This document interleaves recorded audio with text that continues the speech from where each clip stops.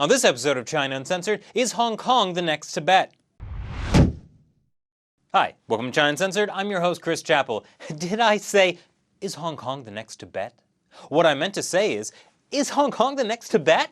Think about it. Since the Communist Party took over, Tibet has gone from a backwards, feudalistic land ruled by the iron fist of the slave master lamas to the prosperous land we know today. Why, of the 4 cities in China that have breathable air, one is Lhasa. And look at this beautiful scenery. Before, it was cluttered up with monasteries, over 6,000. Thanks to the Chinese Communist regime, by 1976, that number was reduced to 8. I know, some of you say I'm too critical of China and are probably assuming I'm going to make fun of them for not finishing off those other 8. But hey, you know, I'm not. I mean, they were so busy burning down things inside of mainland China back then, and there's only 24 hours in a day, there's a limit to how much you can destroy, even for the communists. Why, mainland rule is so beloved, the Tibetan people welcomed a proposed law that would replace their own language with Mandarin in schools. Can't you hear them cheering? They're so excited! Anyway, the Mandarin thing is handy because the place is getting flooded with Han Chinese moving into the region. And with snipers on every rooftop, you don't have to worry about dangerous religious fanatics anymore. So, if the People's Republic of China has been able to do so much in Tibet, just imagine what they could do in Hong Kong. And think about it, they took over Tibet in 1950. They've only been in charge of Hong Kong since 1997. Before that, Hong Kong was a barren wasteland. At least it was in the 1700s. I'm a little spotty on the history since. But look at it now. Oh yes, there are some exciting developments happening in Hong Kong. Many of the tried and true practices they've implemented in Tibet are already being used in Hong Kong to spectacular success. For example, erasing the native language. In Hong Kong, they speak Cantonese, which is also spoken in neighboring Guangdong in the mainland. Well, ever since the handover of Hong Kong back to the Chinese rule in 1997, they've been pushing Mandarin in Hong Kong, especially in schools. Why, state-run China Daily even suggests that Mandarin should be the only language used in public schools. Even great intellectuals like Peking University professor Kong Qingdong suggests the same, when he's not calling Hong Kongers bastards, thieves, and dogs. 这就是王八蛋，这种人就是给人家英国殖民者当走狗当惯了，到现在都是狗，你们不是人。 And with the influx of business from the mainland, some even think that in the near future, Mandarin will be the official language in business, school, and of course, the government. And the push for Mandarin has been pretty successful. Half the population can now speak Mandarin. 10 years ago, only 1/3 of Hong Kong could.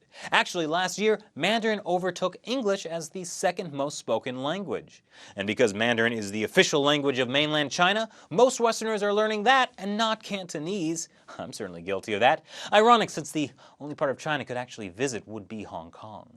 But there are some naysayers out there, namely about 85% of the population. According to a 2011 survey by Hong Kong University, only 16.6% of Hong Kong residents identified themselves first as Chinese citizens. The others consider themselves Hong Kongers. They also did a poll where less than 1 in 3 people said they felt proud of Mandarin. Then there's the 90% who responded to a poll by the South China Morning Post that said they'd rather go back to British rule. But so then, who are all these people identifying themselves as Chinese?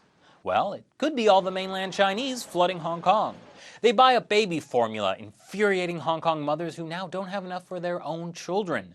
Almost half of all births in Hong Kong since 2010 are to mainland mothers because children born there get Hong Kong residency. Housing prices have also skyrocketed by as much as 70% since 2009, according to research by Nomura, Japan's largest consulting and IT firm. That's because nearly 1/5 of the money made in real estate purchases were to people from mainland China. And now there's a housing shortage. Resentment in Hong Kong towards mainlanders is at an all-time high. In 2012, this full-page color ad was taken out in the popular Hong Kong newspaper, the Apple Daily, with a giant, menacing locust perched on the mountains overlooking the Hong Kong skyline. Guess who the locust was supposed to represent? So, obviously, with such a serious issue, I bet the Hong Kong government is keeping a close eye on just how many mainlanders are now calling themselves Hong Kongers. Let's just pull up those figures. Oh, what's that? Apparently they're not keeping track. But so it's not just polls, housing prices, the job market, and language these mainland settlers are going to be able to influence. Currently, Hong Kong is ruled under the one country, two systems policy. More on that here. Streetfighter. Basically, Hong Kong is a part of China, but because Hong Kong was exposed to dangerous Western ideals like freedom and democracy, they weren't ready for full assimilation with the motherland. But don't worry, the CCP has been working hard to slowly erode all those pesky freedoms Hong Kongers have suffered under. The official head of Hong Kong is Chief Executive Leung Chun-ying. The chief executive is elected by 1,200 business leaders and influential citizens, and guess what? Most of them have close ties with Beijing. But the dreaded day is fast approaching when Hong Kong will have universal suffrage, and hostile foreign forces will be able to vote against the best interests of the party, I mean Hong Kong. Chinese authorities tried to stop it. Originally, they said the people of Hong Kong would get to decide when they'd have universal suffrage. The Hong Kong people wanted 2007 or 8. Their government said 2012 at the latest. Fortunately, the CCP was able to stem the tide and got the date pushed back to 2017. But it can't be pushed back anymore. A massive protest is being planned for later this year called Occupy Central, where potentially thousands will demand universal suffrage. Okay, no problem. Let the people vote, because the Chinese regime has a secret weapon up their proverbial sleeve. I choose you, gerrymander! Gerrymander!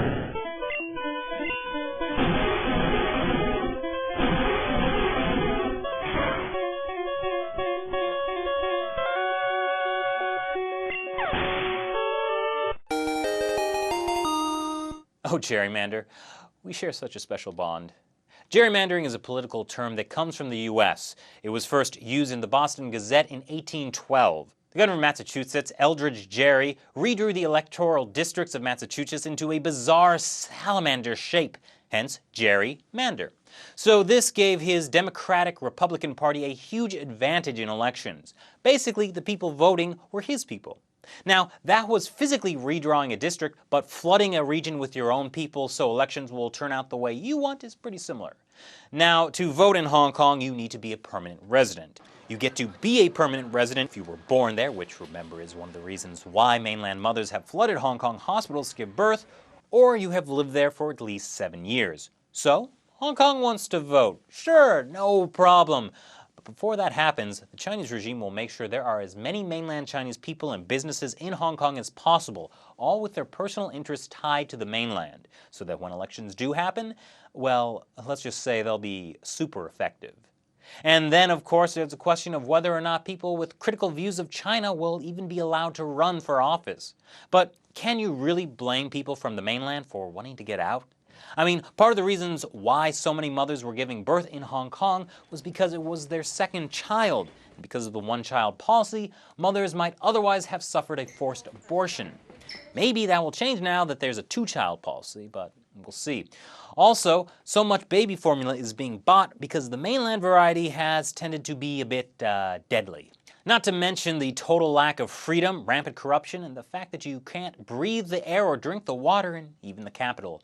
But all this resentment is only breeding a cycle of hatred. The more you try and push them away, the greater the divide will be between Hong Kongers and mainlanders. You are fellow countrymen. Even though some people want it, Hong Kong is not going to be a part of Britain again. As for all the mainlanders coming to Hong Kong, they're calling you locusts because you're only taking from Hong Kong and not contributing much back, other than potentially undermining the very things about Hong Kong that makes you want to go there. Hong Kong is the clearest example of how much better life would be for the Chinese without the CCP. Hong Kong is where mainland Chinese can see demonstrations and protests against the government. That's why the CCP is so afraid of you guys. Hong Kong can be a guiding light to the mainland. You should be changing China, not letting the Communist Party change you. Who knows, in the near future, Hong Kong could be the capital of a free and democratic China. So what do you think will happen come 2017? And what role do you think Hong Kong will play in the future of China? Tell me your thoughts in the comment section below. Be sure to subscribe, share with your friends, and check out the China Uncensored Facebook page for more. Once again, I'm Chris Chappell. See you next time.